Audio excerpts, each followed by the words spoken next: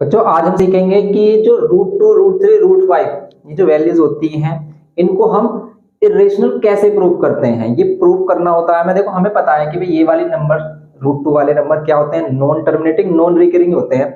इनको हम P upon Q की फॉर्म में रिप्रेजेंट नहीं कर सकते, इसलिए इनको हम बोलते हैं इरेशनल नंबर। इसका हमने इंट्रोडक्शन आपको फर्स्ट पार्ट में दिया था। देखो यहाँ पर अब हम कर रहे हैं कि ये जो हमारा पोर्शन है ये क्लास 10 सीबीएसई में भी आता है हमारा, और आईसीएसई में क्लास 9th में पूछा जाता है क्वेश्चन।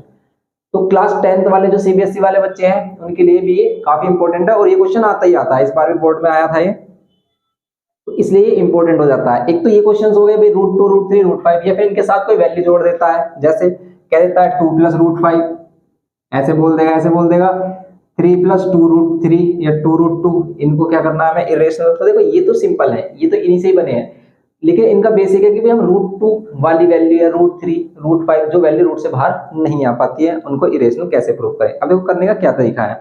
मोस्टली बच्चे इस चीज को रट लेते हैं, इनके स्टेप्स को समझ में नहीं आती उन्हें कि भाई स्टेप्स बन कैसे रही है। अब आज हम इस तरीके से आपको बताने की कोशिश करेंगे कि आपको कोई भी डाउट नहीं रहेगा इसमें। अब देखते हैं इसे हम, जैसे हम करते हैं बात कि रूट टू क्या है हमारा रेशनल नंबर, इरेशनल नंबर हम कैसे प्रूव करते हैं। भाई कोई हमसे बोला कि भाई इसे इरेशनल प्रूव करो, सामने वाला बंदा हमसे कह रहा है कि भाई ये इरेशनल नहीं है, वो कह रहा है कि ये रेशनल होना चाहिए, तो हम उसी के अकॉर्डिंग चलते हैं कि भाई अगर आप कह रहे हो कि भाई रेशनल होना चाहिए तो हमने लेट कर लिया कि रूट टू क्या है, let root two is a rational number, इसको हम रेशनल नंबर लेट कर लेते हैं। और आपको पता है कोई भी अगर रेशनल नंबर है तो उसको हम किस फॉर्म में रिप्रेजेंट कर सकते हैं, पी अपॉन क्यू, ए अपॉन बी कुछ भी बोल सकते हैं। तो रूट टू क्या हो गया हमारा, ये पी अपॉन क्यू की फॉर्म में रिप्रेजेंट हो सकता है अगर ये क्या है हमारा एक रेशनल नंबर है, क्योंकि जितने भी रेशनल नंबर देखे हमने, जैसे हमने टू देखा रेशनल है, यस क्यों पी अपॉन क्यू की फॉर्म में रिप्रेजेंट कर सकते हैं। और ये क्या नहीं होना चाहिए, ये हमारा जीरो नहीं होना चाहिए, नीचे कभी भी जीरो नहीं होना चाहिए, बस ये कंडीशन होती है इसमें हमारी। तो ये क्या हो गया हमारा रूट टू। तो आप क्या कह सकते हैं कि यहाँ पर टू को हम क्या कह सकते हैं रेशनल। ऐसे ही हम कह रहे हैं कि हमने इसको लेट कर लिया रेशनल, भैया दो बंदों में लड़ाई होगी आपस में, वो कह रहा है, एक कह रहा है कि रेशनल है, हम कह रहे हैं कि भाई ये इरेशनल है, वो कह रहा है नहीं ये रेशनल होगा, ये क्या होगा हमारा रेशनल होगा, वो कह रहा है कि रेशनल होगा, नहीं इरेशनल नहीं होगा।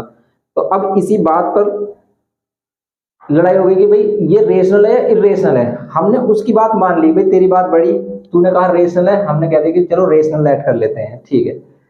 अगर रेशनल है ये तो इसे पी अपॉन क्यू की फॉर्म में लिख सकते हैं, तो उसने कहा हाँ भाई अगर रेशनल तो पी अपॉन क्यू की फॉर्म में लिख सकते हैं। हमने कह दिया कि पी अपॉन क्यू की फॉर्म के बराबर होगा, किसी पी अपॉन क्यू की फॉर्म के बराबर होगा। जैसे 1.5 है, इसे पॉइंट हटाकर हमने नीचे लिखा, कैंसिल किया, आ गया हमारा 5 3 जा 5 2 जा 2 अपॉन 3 अपॉन 2, तो क्या हो गया हमारी पी अपॉन क्यू की फॉर्म हो गई, सिंपल सी बात है।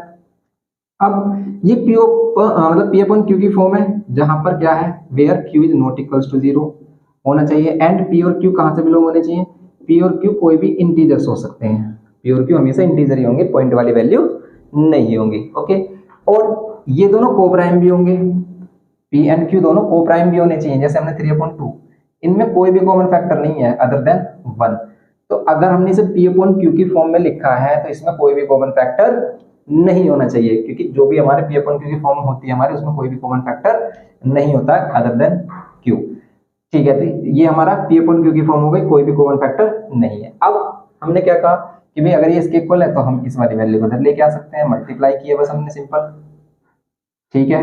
अब हमने कहा कि भाई अगर हम इसका स्क्वायरिंग ऑन बोथ साइड कर दें, स्क्वायरिंग ऑन बोथ साइड, तो क्या हो जाएगा, इस पर स्क्वायर आ जाएगा और इधर इस पर स्क्वायर आ जाएगा, ओके। अब इसका स्क्वायर अलग करेंगे और इसका अलग, तो इसका 2 हो जाएगा, इधर पी स्क्वायर, ये बात है। अब देखो ये जो, अब ध्यान देने वाली बात क्या है यहाँ पर, पी स्क्वायर किसके इक्वल आ गया, पी स्क्वायर किसके इक्वल आ गया, क्यू स्क्वायर इंटू 2k।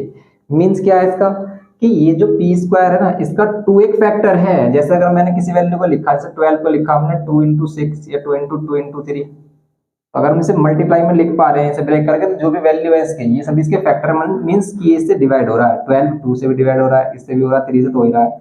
आप अगर 12 को इस टाइप से लिख रहे हो 2 इंटू 6, तो 12 इससे भी डिवाइड हो रहा है 2 से, और 6 से भी डिवाइड हो रहा है।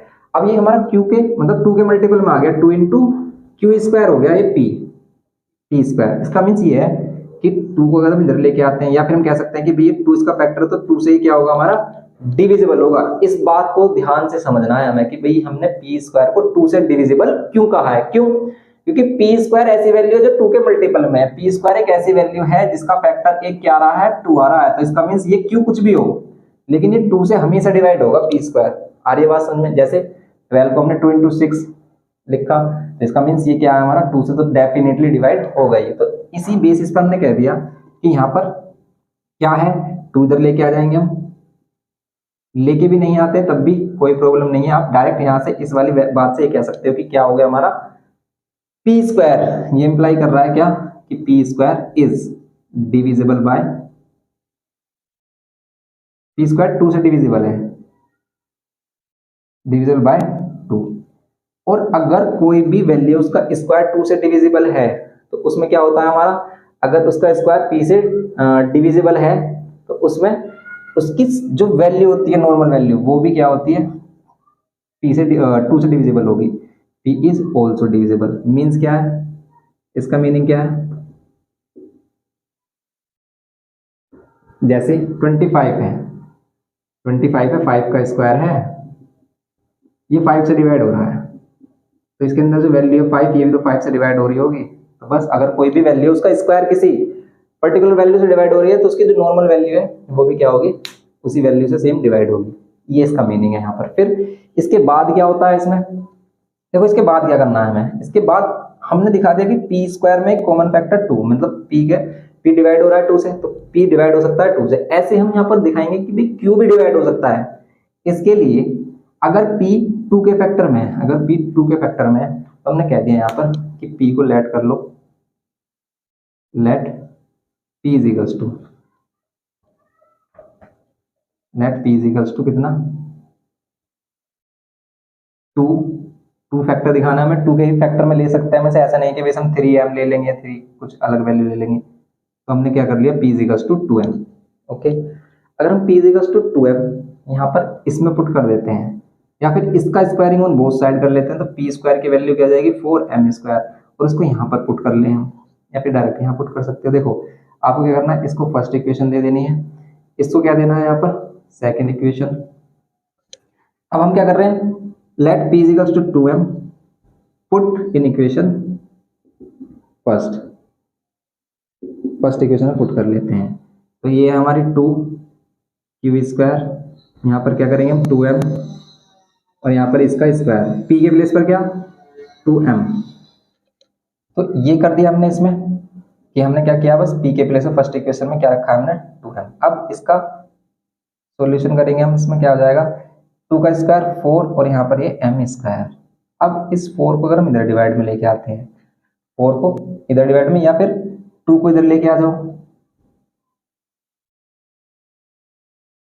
2 को इधर लेके आ जाओ, तो क्या हो गया, अब क्यू स्क्वायर किस में हो गया हमारा, क्यू स्क्वायर एक्सप्रेस हो गया हमारा 2 के फैक्टर में। जैसे हमारे यहाँ पर पी स्क्वायर रिप्रेजेंट हो रहा था हमारा 2 के फैक्टर में, ऐसे क्यू स्क्वायर हो गया हमारा 2 के फैक्टर में रिप्रेजेंट। ये भी बात वही है कि अगर Q square is equals to 2m square है मीन्स ये 2 के फैक्टर में, तो यहाँ पर ये 2 से डिविजिबल है, जैसे ये बात कर रहे थे हम। तो ऐसे हमने यहाँ पर इससे कह देंगे, इस वाली बात से हम कह देंगे क्या, इसको हम इधर लिख लेते हैं। इसके बाद आपको ये कर लेना है कि ये इंप्लाई कर रहा है क्या, इसी के नीचे कि Q square is divisible by 2, divisible by okay, ये 2 स्क्वायर भी क्यू स्क्वायर भी डिविजिबल बाय 2 हो गया। तो ये इंप्लाई करेगा Q is also divisible, Q is also divisible by 2, q is also divisible by 2। Okay, अब क्या करेंगे इसमें हम, q also divisible by 2 हो गया हमारा। अब यहां पर देखो p और q हमने ये लिया था, ये भी 2 से डिविजिबल है, या फिर कह सकते हैं ये भी 2 के फैक्टर में और ये भी 2 इनका कॉमन फैक्टर है। देखो इसमें कॉमन फैक्टर आ गया दोनों का 2, q का भी कॉमन फैक्टर 2 आ रहा है, p को भी, क्योंकि p को भी हम 2m की फॉर्म में लिख सकते हैं, इसको यहाँ पर 2m या 2q किसी और फॉर्म में लिख लेते हैं n। देखो p को हम इस फॉर्म में एक्सप्रेस कर रहे हैं, इस फॉर्म में, लेकिन हमने पहले ही बोल दिया था कि इसमें कोई भी कॉमन फैक्टर नहीं होना चाहिए, इसमें कोई भी कॉमन फैक्टर नहीं होना चाहिए, क्योंकि यहाँ पर क्या है p एंड q को प्राइम नंबर्स हैं, p एंड q आर को prime numbers, p and q क्या है यहाँ पर को प्राइम नंबर, को प्राइम जिसमें कोई भी कॉमन फैक्टर नहीं हो अदर देन 1। तो ये वाली इक्वेशन सेकंड और ये वाली इक्वेशन थर्ड, इन दोनों इक्वेशन से हम क्या बोल सकते हैं, from equation second and third. अब इस पर और बात करेंगे, अभी देखते रहना, अगर किसी को समझ में नहीं आया तो दोबारा से समझाएंगे इसे कि क्या चीजें हैं इसमें, क्योंकि अभी भी मोस्टली बच्चों को समझ में नहीं आ रहा होगा। अब देखो ये from equation second and third से हम क्या कह सकते हैं कि भाई यहाँ पर क्या कह रहा है ये from equation second and third से, कि इनके पास एक कॉमन फैक्टर है, किसके पास, पी और क्यू के पास। हम कह सकते हैं यहाँ पर from equation second and third, P and Q have common factor।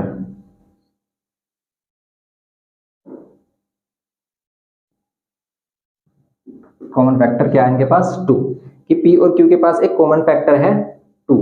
और अगर इनके पास एक कॉमन फैक्टर है 2 तो फिर तो ये क्या हो गया हमारा, कि यहाँ पर P और Q के पास अगर कॉमन फैक्टर है 2, ये तो हमारा गलत बात हो गई, यहाँ पर तो कोई कॉमन फैक्टर नहीं होना चाहिए था अगर हमने P और Q को कोप्राइम लेट किया था। तो यहाँ पर ये बात हो गई गलत जो हमने लेट किया था कि भाई ये क्या है, क्या है, रेशनल नंबर है। तो ये हमारे अजम्पशन को गलत साबित करता है। दिस कॉन्ट्राडिक्ट, इतनी बड़ी लैंग्वेज भी नहीं लिख पाओ तो सिंपल ये लिख देना कि P and Q have a common factor. अगर ये कॉमन फैक्टर है तो क्या कर देंगे हम कि this contradict that √2 is not a rational, √2 is not a rational, hence √2 is irrational. क्योंकि कोई भी रियल नंबर है या तो वो रेशनल होगा या फिर इरेशनल। तो अगर ये रेशनल नहीं है ना तो ये क्या होगा, इरेशनल ही होगा, क्योंकि रियल नंबर या तो रेशनल या फिर इरेशनल। तो अगर ये रेशनल नहीं है तो क्या होगा, इरेशनल। बस दिस कॉन्ट्राडिक्ट दैट, या फिर हम ये लिख सकते हैं दिस कॉन्ट्राडिक्ट्स आवर अजम्पशन, हमने लेट किया था,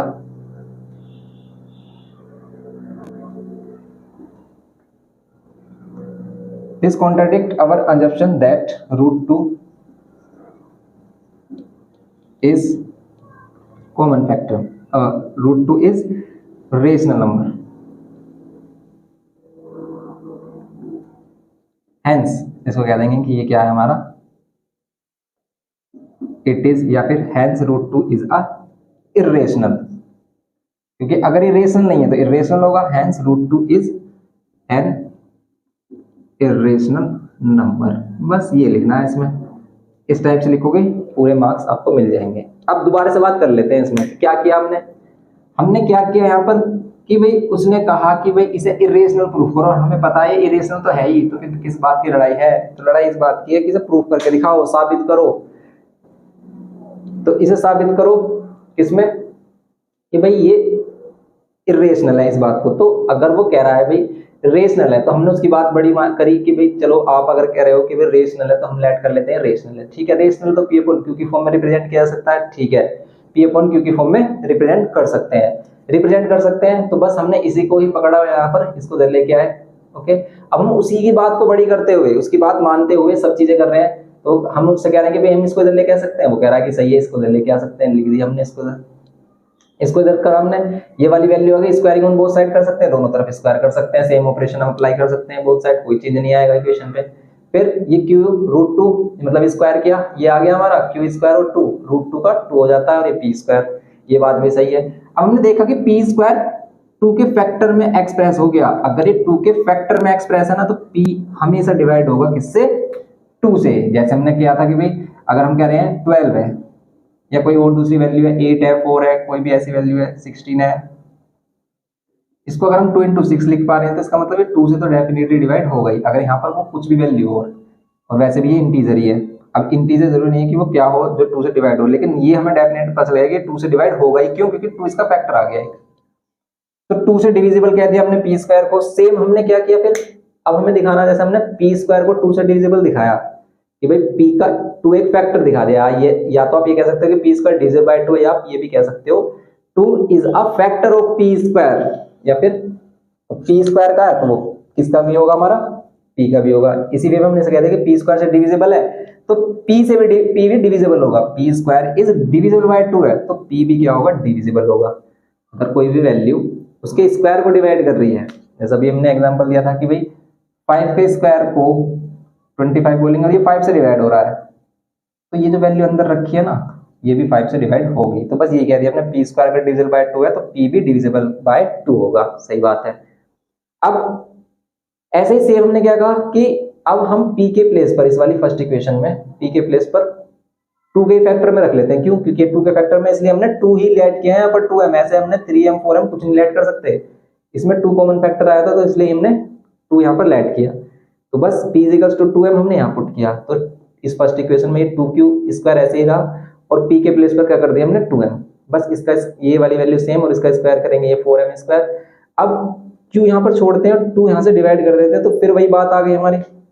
इसको फिर हम ये लिख सकते हैं क्या कि 2 को अगर लेके आए तो q square divide by 2 equals to m square. तो यहाँ पर q स्क्वायर डिविजिबल हो गया हमारा, सेम एज इट इज जैसे यहाँ पर ये हो रहा था। q स्क्वायर भी डिविजिबल बाय 2 है तो q भी होगा डिविजिबल बाय 2। फर्स्ट सेकंड और थर्ड इक्वेशन से हमें ये पता चला कि p और q के पास कॉमन फैक्टर है क्या, 2, कि p and q have common factor 2।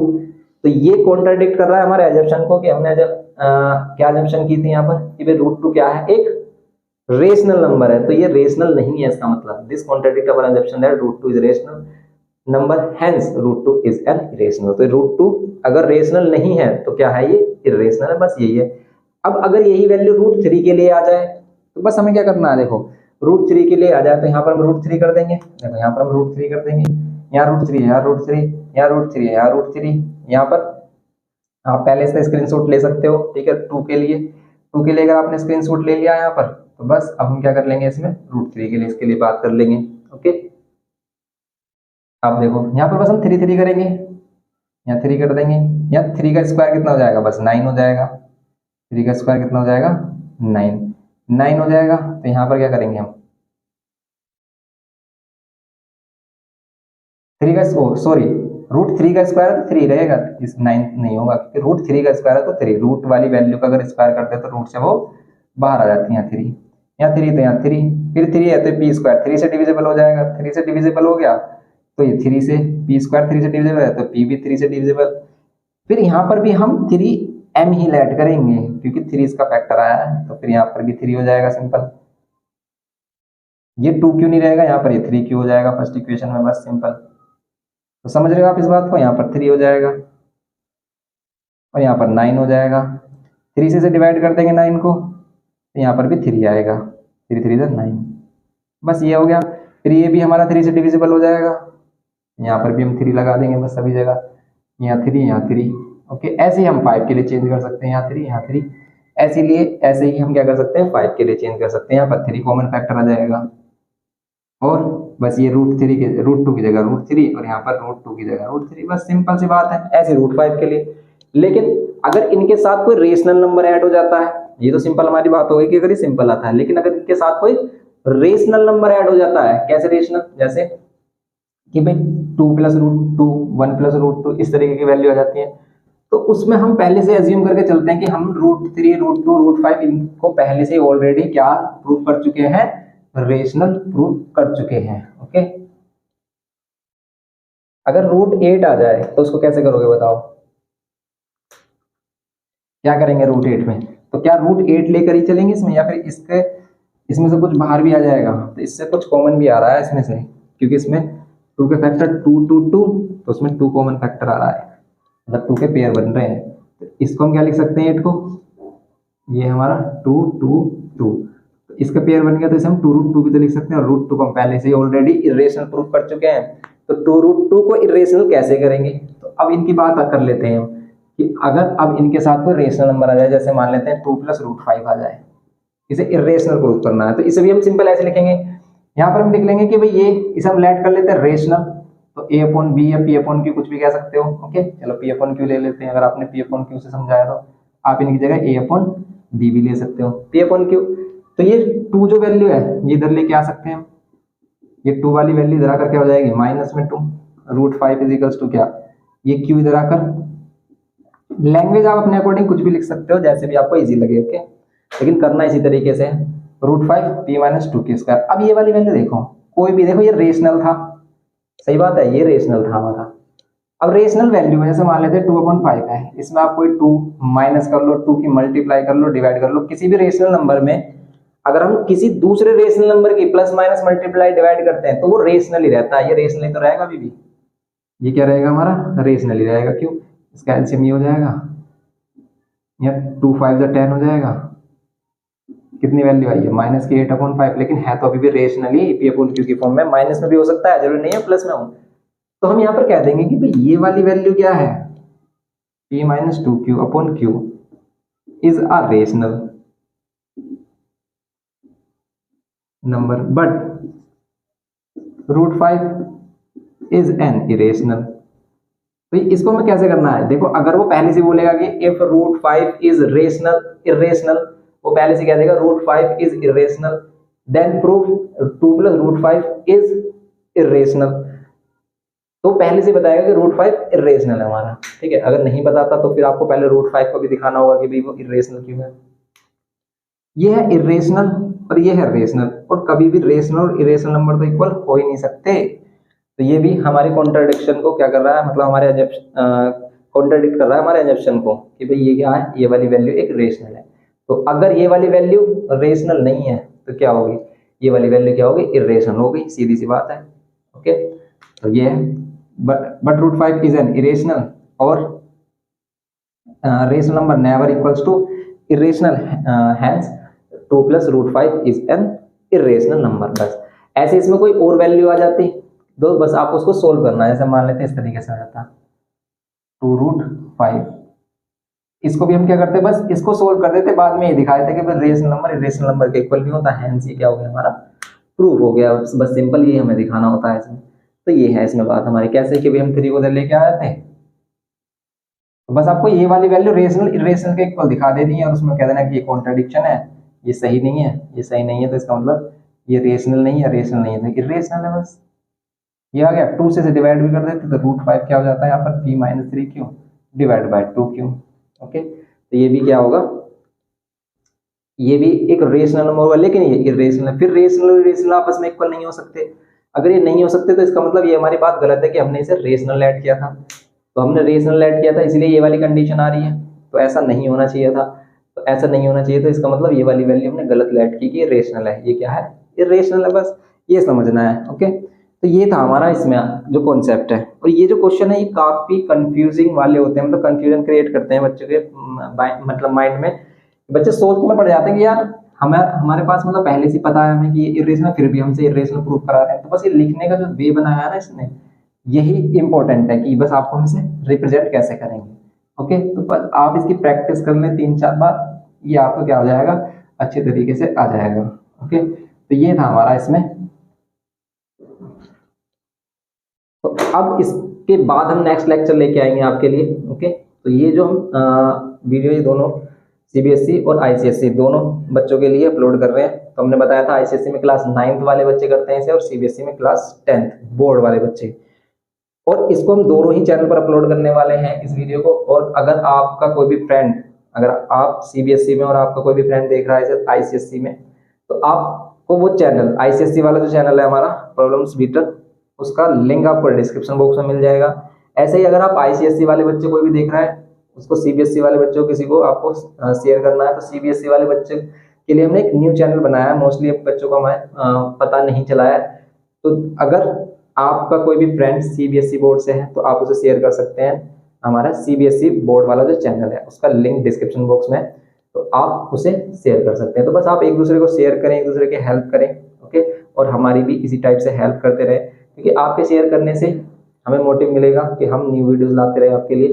क्योंकि जब बच्चे देखते हैं, हमें दिखते हैं कि व्यूज आ रहे हैं अच्छे खासे, तो तब हमें मन करता है कि भी और वीडियोस भी अपलोड की जाए, क्योंकि बच्चे इंटरेस्ट ले रहे हैं उस चीज़ को सीखने में। ओके, मिलते हैं नेक्स्ट लेक्चर में। Thank you.